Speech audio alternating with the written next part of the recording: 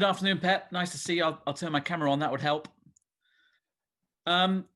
Sorry about that. I wonder if there's any positive updates on the likes of Nathan Ake, Laporte, and Kevin De Bruyne, and whether they might be involved tomorrow. Any chance at all, Pep? Yeah, some of them will be involved, some of them no. You will know it tomorrow.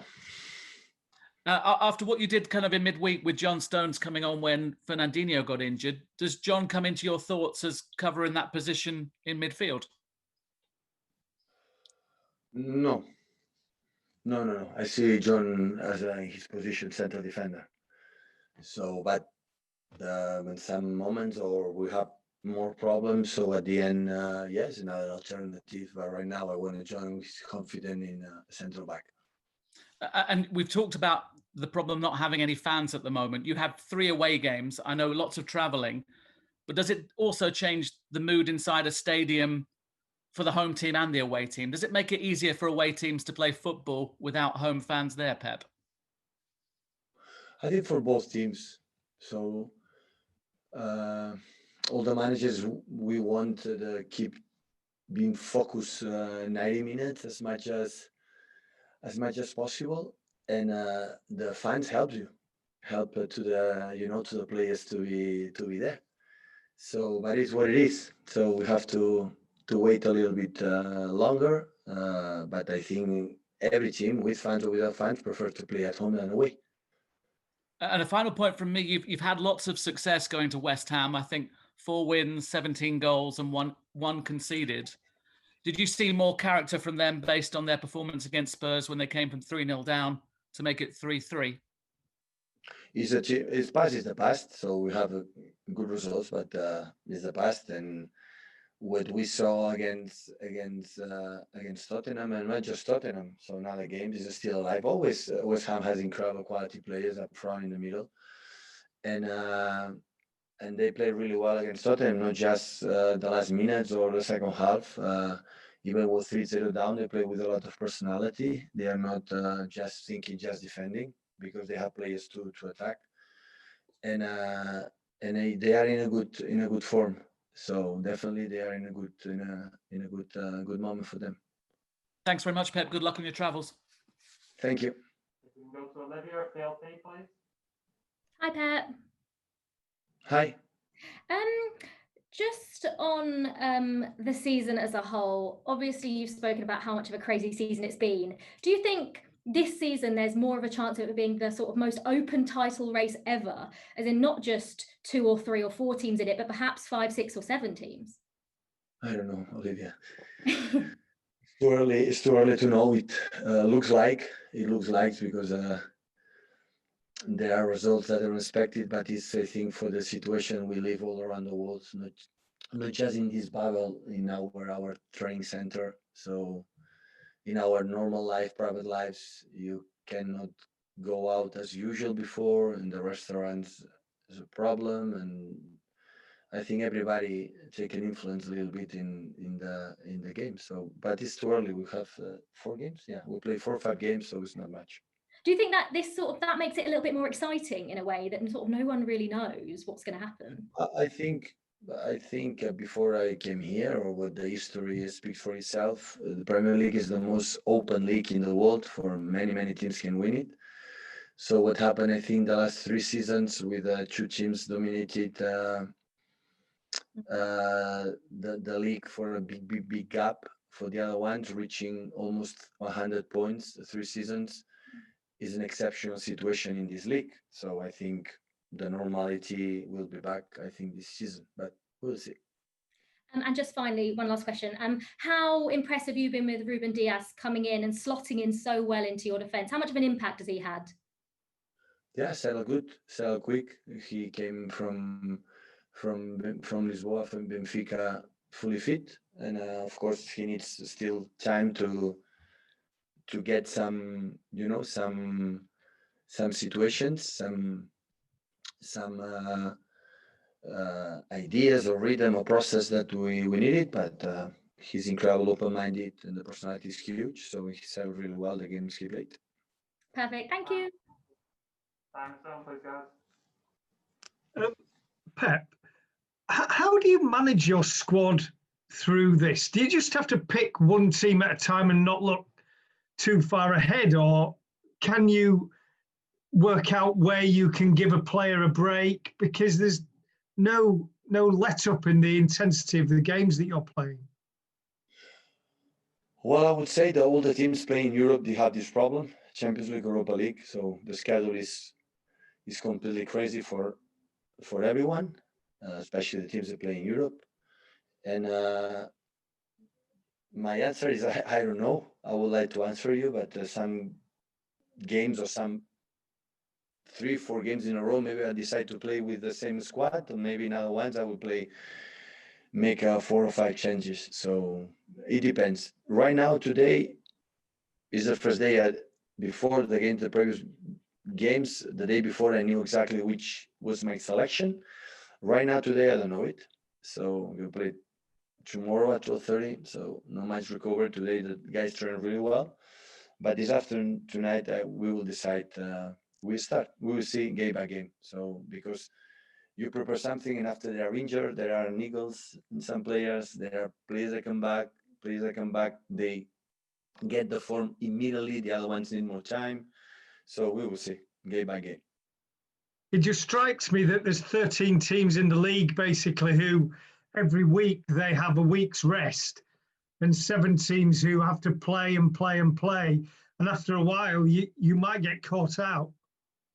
Definitely. That's why this league always was so difficult, and everyone can lose in everywhere, because it's for this reason. So the team have 7-8 days to prepare game by game. They're having a huge advantage for the other teams. But the other side, the teams who compete to win titles and be on top, is the way we have to live. If we cannot adjust, or we cannot accept, or we cannot handle this situation, you cannot train and be manager or play in these teams.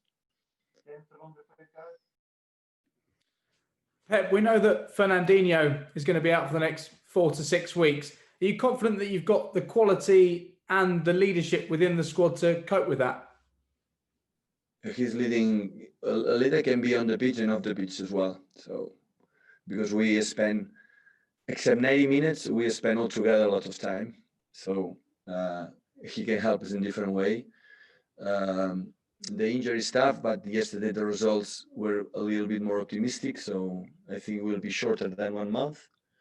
So don't arrive 6 weeks. So that is a good for us. Being tough, being not good is good. A lot of injuries already this season for Man City and a number of other clubs as well. And when you look at the schedule of the season, it's likely that there will be injuries throughout the season. Do you think it will be the side that copes best with injuries that will win the Premier League this year? Yeah, it's important. When you have all the squad, you have more chances to win games, of course. But yeah, doing as much we can, and we do it. So it's difficult to sometimes control it, because I hear it and new competitions in Europe, and they want to create new things, and always the same. So just 2-3 weeks a year to rest for the players. This is a crazy situation for all of them. Matt and Hay, please, guys. Hi, Pep. Hope you're well. Just going back to one of the early questions about the record at the London Stadium, and the amount of goals you scored. But that also spreads into the Premier League. It's been a very crazy year. Have the players said anything to you? Have you watched their psychology? What is the psychology behind why there's so many goals in the Premier League this year? I don't know. The reason why I don't know, I think the reason is a little, maybe, I don't know. So I don't know the reason why many goals. Maybe it can be for the situation, exceptional situation, that in a short time you can handle it. For a long time, maybe the players needs, the warmth from the spectators, from the normal routine and the normal life, and maybe this is one of the reasons, or maybe not. I don't know. As you mentioned, no fans still in stadiums. You live in Manchester. Manchester's now in tier 3 of these government guidelines, so they're not going to return anytime soon here, you would imagine. Have you got a message for the people of Manchester this afternoon as they head back into tier 3? Yeah, I know it's all around the world. Unfortunately, it's where it is. We have to adapt with the scientists and the politicians. Hopefully, they have an agreement. Decision is both sides have the right thing. We have to follow the instructions. So stay safe, stay well, because the second wave from this virus is already here, and it's all around the world. It happened. So in Barcelona, for example, it's the same. No restaurants are closed. It's an incredible economic damage for all of them, for all the businesses, the small or big ones. So now it's time to resist as much as possible. Hopefully the governments can help the families, because maybe cannot go to work, and help the families to sustain their own life until, the virus is over, because it's difficult for all the families not get incomes monthly. So stay, and work and keep the families in the normal way. So hopefully the governments can help, and all the resources can focus destined for the NHS, for the hospitals, and for the families. Thank you, Pep. Good luck tomorrow. Thank you. Red Caldera, please go. Hi, Pep. Just a quick one on me. Do you have an idea when Gabriel is coming back on the training pitch? He's getting better, but it was a tough injury. What we said. Hopefully, I don't know. Still, he could not train with us. I know when he'll start, will be ready, because it's a guy who gets the form quick. But right now, I don't know. Maybe 1 week, 2 weeks more. I don't know. Thank you. No. Just the last couple before the embargo, please, guys. We've got the Paul Bayes. Hi, hello, bonus Pep. Yeah. Hi, I just want to ask just a couple of questions. Tomorrow is El Clásico. Do you plan to watch it after your game? What time play? At 3, I think. At 3? Yep. We are flying back to Manchester. Cool. And just to some football fans, it can be surprising probably to see this game with two teams that are probably less dominant in terms of their performances of what they used to be in the last decade. Barca arrived in the early stages of the Ronald Koeman project, and Real Madrid arrives just after two surprising defeats.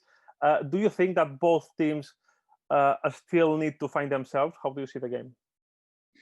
Normally, at the beginning of the season, the big clubs always maybe struggle a little bit, but they will get their own rhythm, their own path, and I think sooner than later, both teams, they will be winning games in a row and come back in the normal positions that every season they are in all competitions. So after that, in knockout games, in one game, everything can happen, but normally, like you are not breaking the season. So finish the season, after 2 weeks you start another one, and for the big clubs, when it's so demanding in every season to fight for all the titles, and sometimes need a little bit, time to get everything, especially with the Barcelona with Ronald, that being new needs a little bit more time, but